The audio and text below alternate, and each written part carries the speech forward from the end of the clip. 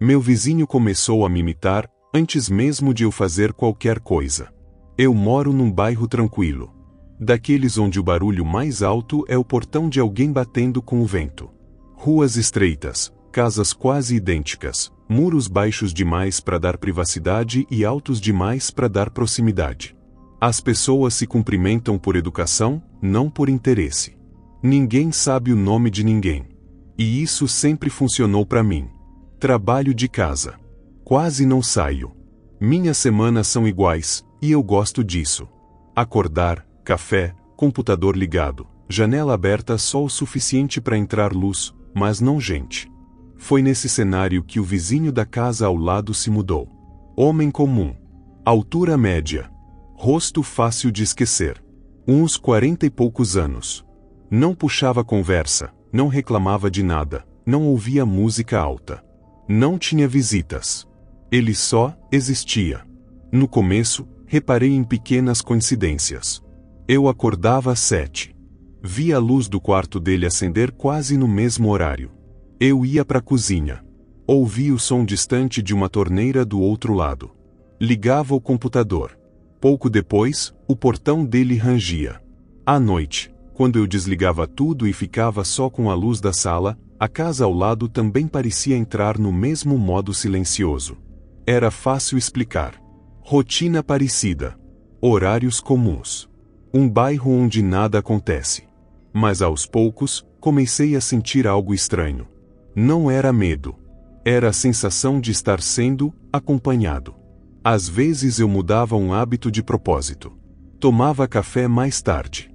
Ficava acordado até depois da meia-noite. Sentava em outro cômodo sem motivo nenhum. E, quase sempre, algo na casa ao lado mudava junto. Não exatamente igual. Só perto o suficiente para incomodar. Comecei a perceber que eu não notava o vizinho quando ele fazia algo por conta própria. Eu só notava quando era depois de mim. Ou no mesmo instante. Foi aí que parei de chamar aquilo de coincidência. E comecei a reparar demais. Acordei antes do despertador. O quarto ainda estava escuro demais para ser manhã.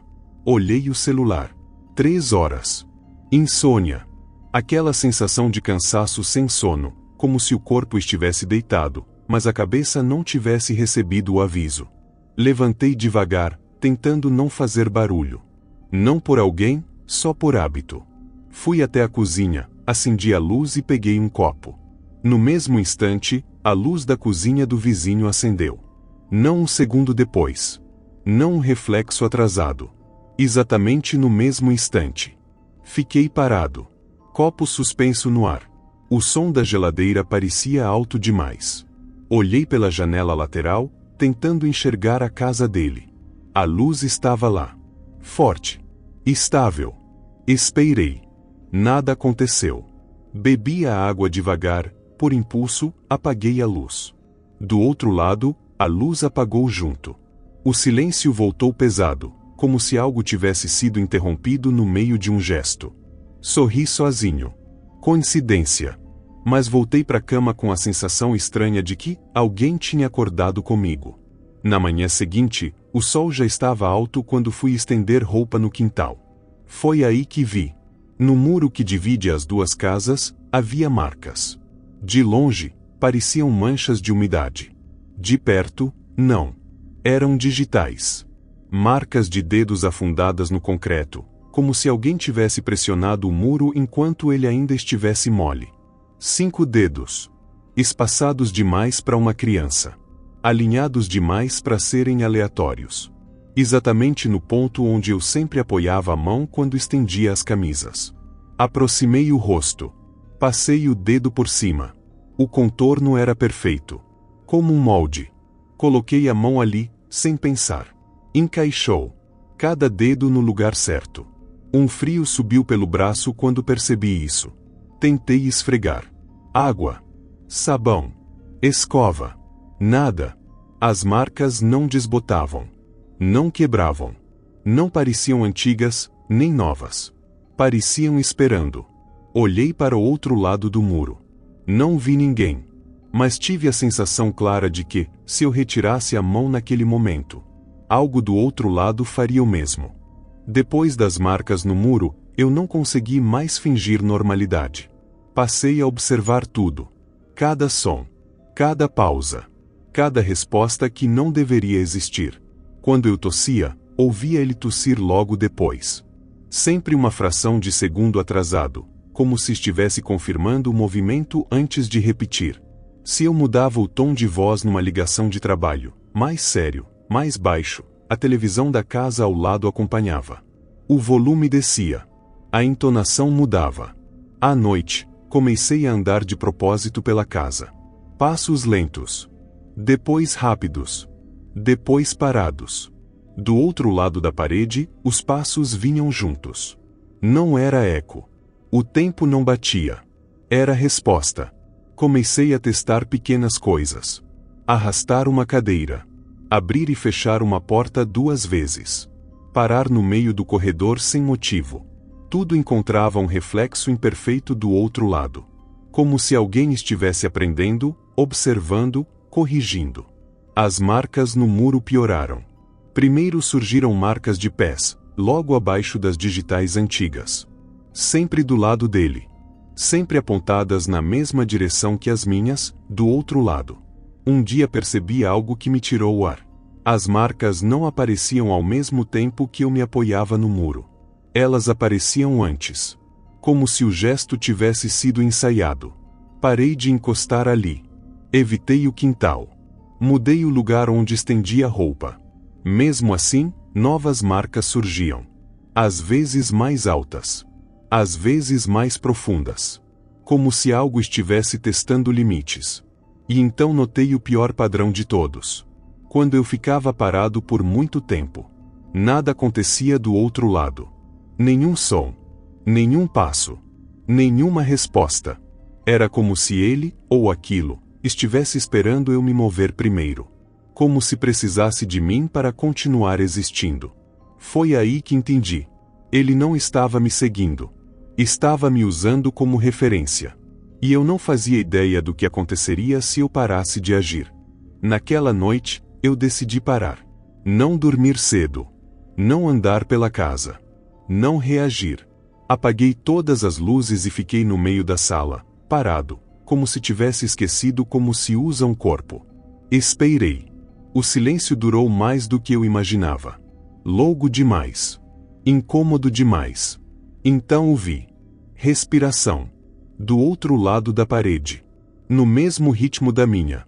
Puxei o ar devagar. A respiração respondeu. Segurei o fôlego. Do outro lado, um atraso. Curto. Imperfeito. Depois o ar voltou, forçado, como se algo tivesse doído por dentro. Meu estômago revirou. Foi quando ouvi a voz. A minha voz. Me chamando. Não gritou. Não cochichou. Falou como quem testa o som. Meu nome. Dei um passo para trás sem perceber. A parede rangeu. Do outro lado, algo bateu também. Cheguei perto, o ouvido colado no concreto frio. E ouvi o que não era humano. Estalos secos. Como juntas sendo forçadas ao lugar errado. Um arrastar úmido. Respirações falhando, sendo corrigidas. Como se algo estivesse vestindo um corpo que não era dele. Tentando ajustar. Aprender. E então, num tom quase frustrado, a voz disse de novo. Meu nome. Dessa vez, igual demais. Foi aí que eu entendi. Ele não queria me copiar. Queria terminar de me substituir. No dia seguinte, a casa ao lado estava vazia. Portão aberto. Janelas escancaradas. Uma placa de vende-se torta, como se tivesse sido colocada às pressas. Nenhum caminhão de mudança. Nenhum vizinho curioso. Nada que explicasse uma saída. Entrei em pânico tarde demais. As marcas no muro tinham mudado. Não estavam mais do lado dele. Atravessaram. Agora surgiam no meu quintal. Digitais mais fundas. Pés mais pesados. Algumas marcas não eram minhas. E mesmo assim, pareciam familiares. Os dias seguintes ficaram confusos. Comecei a acordar antes do despertador. A preparar café do mesmo jeito. A sentar no mesmo lugar. Às vezes, Percebia que já estava fazendo algo antes de pensar em fazer. Como se a decisão tivesse vindo primeiro, e a consciência depois. Passei a repetir palavras baixinho, sem perceber. Sílabas soltas. Treinos. Ensaios. À noite, quando apago a luz, fico imóvel por alguns segundos. Esperando. E quase sempre sinto. Não um som. Não um toque. Mas a certeza absoluta de que alguém, em algum lugar, faz exatamente o mesmo. Não para me copiar, mas para conferir. Para garantir que eu ainda estou igual. Porque agora, se eu errar, algo vai tentar corrigir.